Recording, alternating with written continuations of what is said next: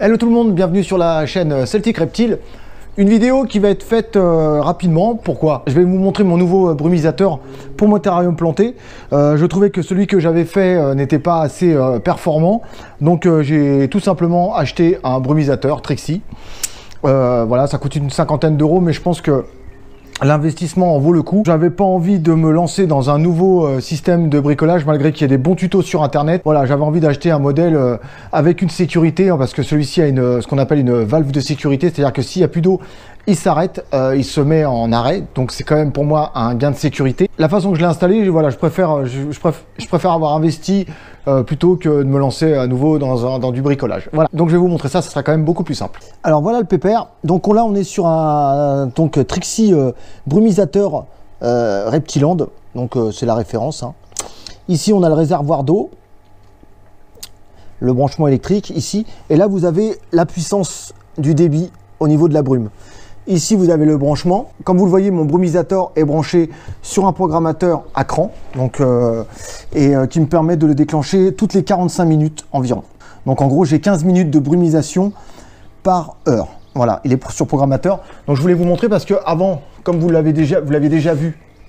Salut toi, espèce de curieux. Comme vous l'avez vu avant, je l'avais mis là. La fontaine fonctionne non-stop. Ah, la curieuse là aussi. Là, juste là. Et voilà, donc ce qu'on va faire, je vais vous le brancher directement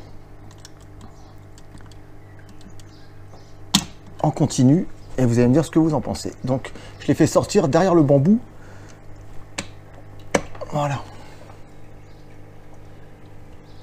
Voilà, hop.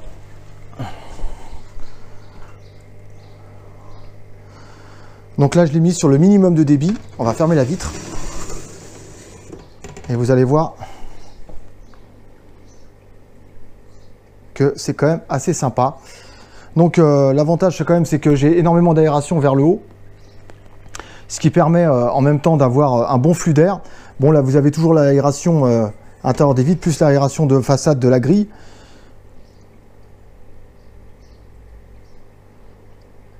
Voilà, ça commence à se remplir.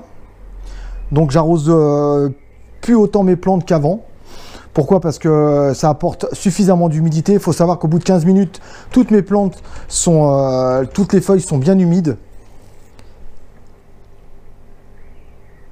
Voilà, hop, on recule.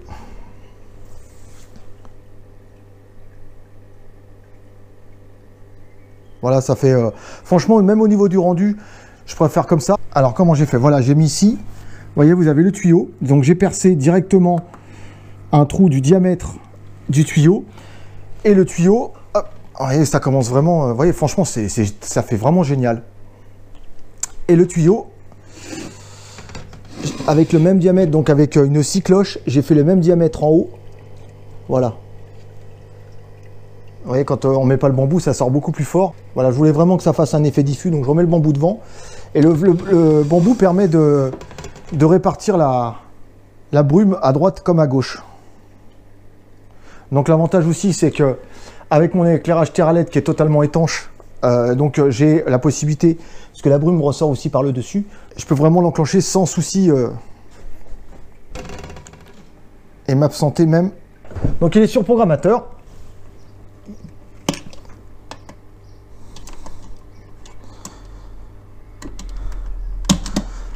Voilà, donc on l'a éteint. Donc voilà, ça fait quand même assez sympa. Donc ça plaît apparemment assez à mes Corylaphes ciliatus. Ça évite d'asperger trop. Alors lui, il est hyper curieux, c'est-à-dire que dès que normalement j'ouvre, il se jette carrément à l'ouverture de la vitre sur le rebord et il mate. C'est un petit curieux. C'est le petit mâle, c'est le seul petit mâle que j'ai d'ailleurs. Avec de belles couleurs, hein. Il a un peu d'humidité sur lui.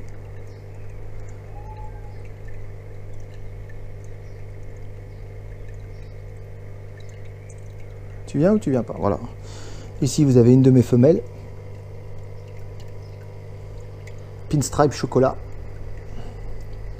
Là-bas, vous avez une autre de mes femelles. Et la troisième là-haut. Donc, ils ont tous trouvé leur petit coin.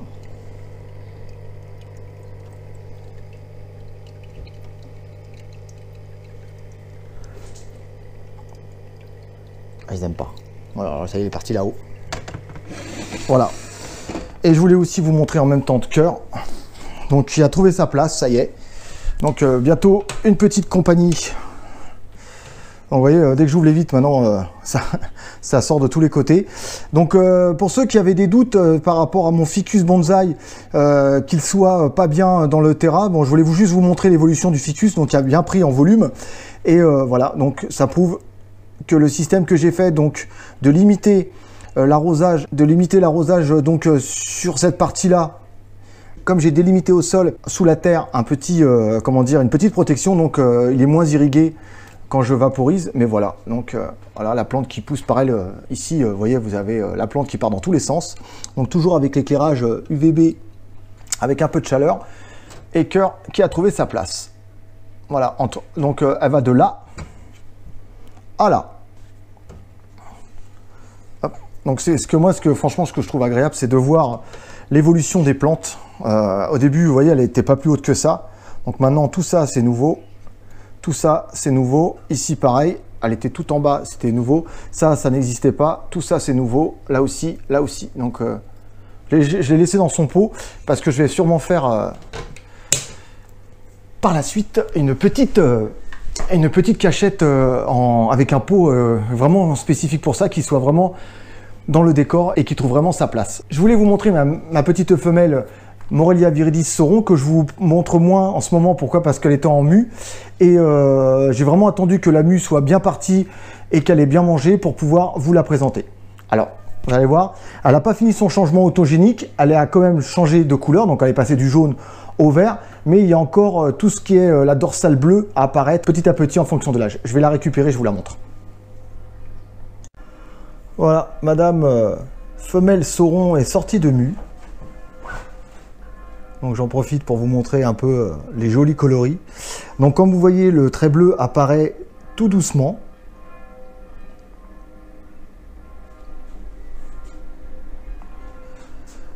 Ça donne vraiment donc quelques petits points blancs ou jaunes. Ça y est. Donc pareil, au niveau manipulation, c'est une crème. Donc il n'y a rien à dire, je peux la prendre comme je veux. Elle dit rien. Donc c'est vrai que le fait est de pas tout le temps les manipuler, mais les habituer, ça permet en même temps d'inspecter si tout va bien. Donc là, je vois que la mue, elle est très très bien partie.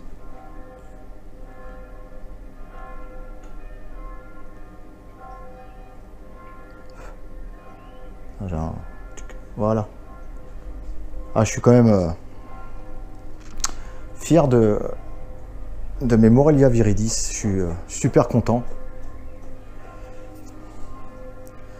C'est top. Elle a vraiment une petite tête, elle a vraiment une toute petite tête.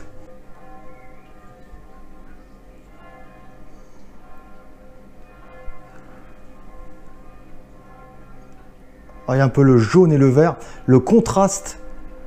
Donc on a un damier bien jaune sur le flanc avec du vert. Mais waouh!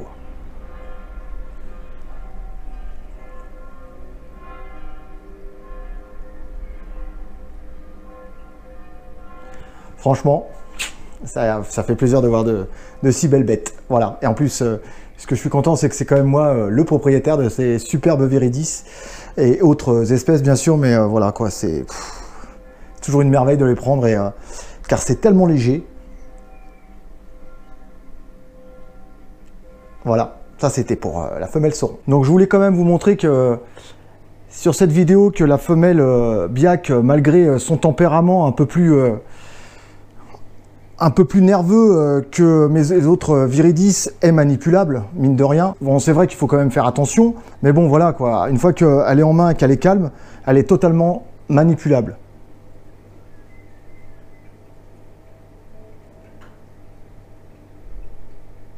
Voilà, c'est pour ça que malgré tout, bon, c'est sûr qu'on y va avec un peu plus de méfiance. Oh, tu n'es pas content, tu me regardes avec des gros yeux là, mais moi aussi, hein, j'ai des gros yeux.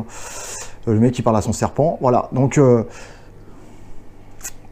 ça reste assez agité, mais voilà, ça fait quelques minutes que je la manipule. Elle voit que je suis vraiment pas un danger pour elle.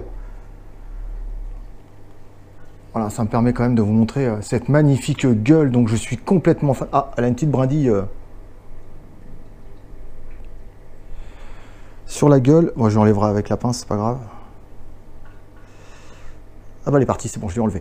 Voilà, donc ça me permet de vous montrer quand même qu'elle est manipulable. Donc vous voyez que le changement d'autogénique est pratiquement terminé. Ce que j'attendais et ce que je suis assez content, c'est qu'elle garde une partie de jaune sur les flancs, surtout au niveau de la tête. Voilà, et sur le côté, vous voyez, cette remontée de jaune qui me laisse totalement fan des Viridis. Alors c'est très caractéristique au Biak. Qu'est-ce que t'es belle. C'est sûr que c'est une espèce, c'est vrai que je la conseille pas, entre guillemets, à un débutant, parce que c'est assez nerveux, et si autant, comme je l'avais dit dans une de mes dernières vidéos, si c'est quand même pour mettre toutes les chances de votre côté, puis avoir confiance en Viridis, autant commencer par des localités qui sont quand même plutôt cool. Ou plus cool du moins.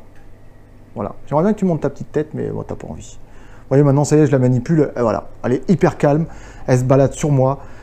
J'ai vraiment envie de vous montrer par rapport à la vidéo de l'autre jour, vous voyez, où elle était quand même assez speed. Là, c'est autre chose, hein. Vous voyez, regardez. Et regardez un peu cette tête. C'est pas beau tout ça? Franchement, hein, c'est... T'es super belle. Voilà. Pas envie de mordre, pas une seule attaque. Elle est vraiment plutôt cool, vous voyez, j'approche mon doigt de sa tête. J'approche mon doigt de sa tête, elle dit rien. Elle est vraiment cool, hein. Pas un geste d'agressivité. Voilà, ça, faut vraiment choisir le bon moment. Là, j'ai vu que c'était le bon moment. Voilà, c'est pour rassurer certains qui voyaient que dans la Biak, elle ne faisait que mordre. Mais non, il y a les moments où on peut largement la manipuler, hein. Regardez ce jaune et ce vert mélangés. Voilà, elle a mis sa tête carrément sur mes doigts. Elle cherche même pas à me mordre, hein, vous voyez. Donc voilà. Voilà la magnifique Biak. On arrive à la fin de la vidéo, donc je ne pouvais pas terminer cette vidéo sans vous montrer un de mes spécimens donc, qui m'a été gentiment offert. Et donc là, on est sur un mâle Lemon Blast, donc qui veut dire Pinstripe Pastel, donc 2 mutations.